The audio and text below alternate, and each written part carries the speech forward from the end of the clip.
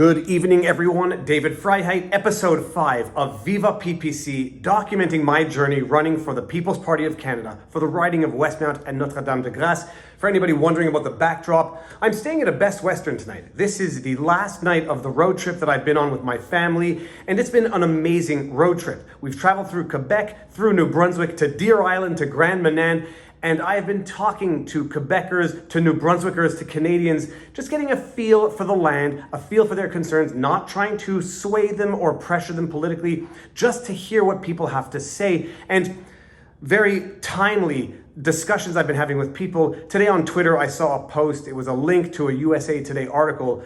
The headline of this article was, "When should liberty yield to the public good?"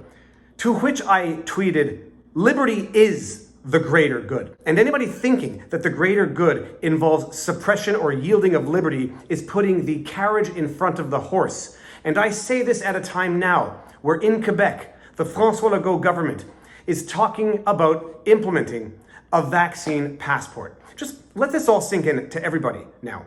It was 2 weeks to flatten the curve a year and a half ago, and now we've gone to vaccine passports. 2 weeks to flatten the curve so as not to overwhelm the healthcare system.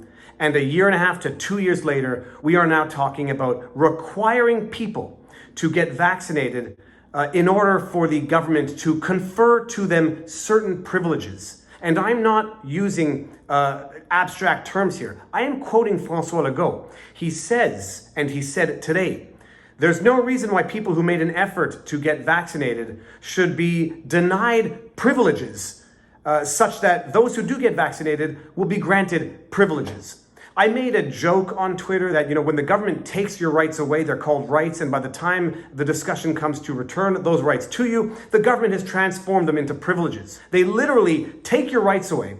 And then when you say, "Hey, can I have those rights back?" they say, "What rights? Those are just privileges. The privilege of leaving your house, the privilege of not wearing a face mask in high school if you're a kid."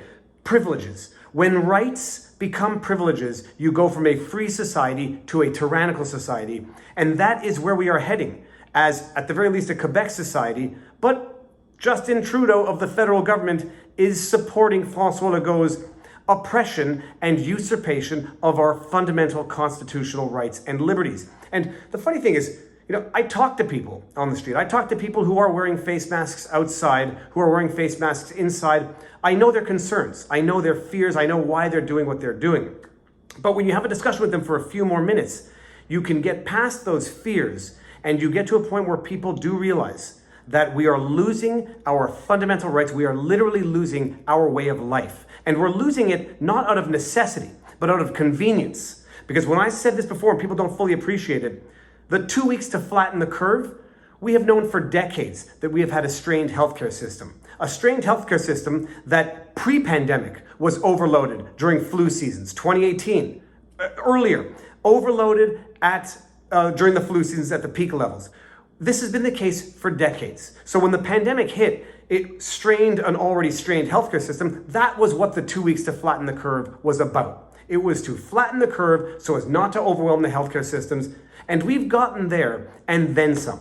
In fact, we actually got a little further than that, because what ended up happening is nobody was going to the hospitals. Nobody was going for elective surgeries. And I've talked to people, some of these hospitals were empty because people would have otherwise gone to hospitals for certain things that they would never now go to the hospital for, if for nothing else, fear of contracting COVID at the hospitals.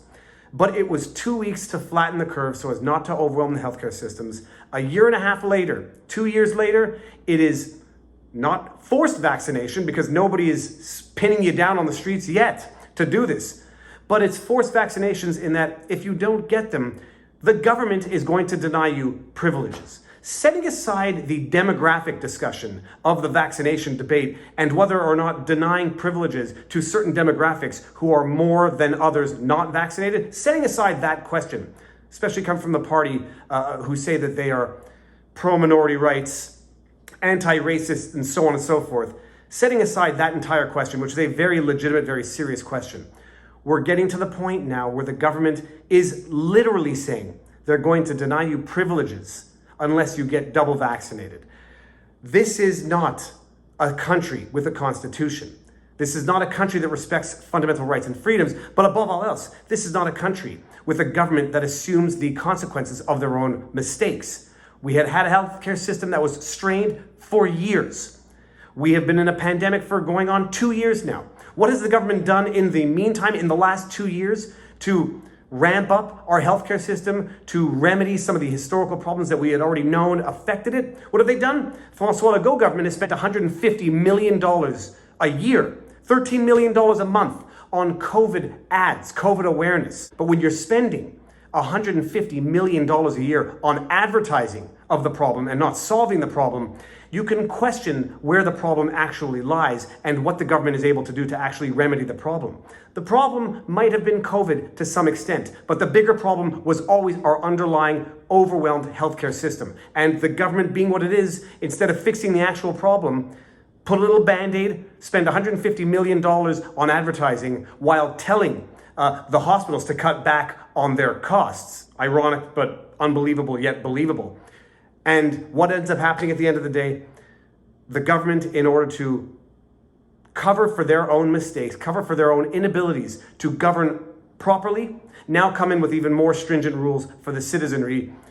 Vaccination, in order for you to get back some of your privileges, which were fundamental rights that were taken from you in the first place. And you know what the problem is? There's only one party that is really objecting to this, and that is the People's Party of Canada. And they are being demonized. We are being demonized as being anti-vaxxers, despite the fact that some of us, present company included, have gotten vaccinated.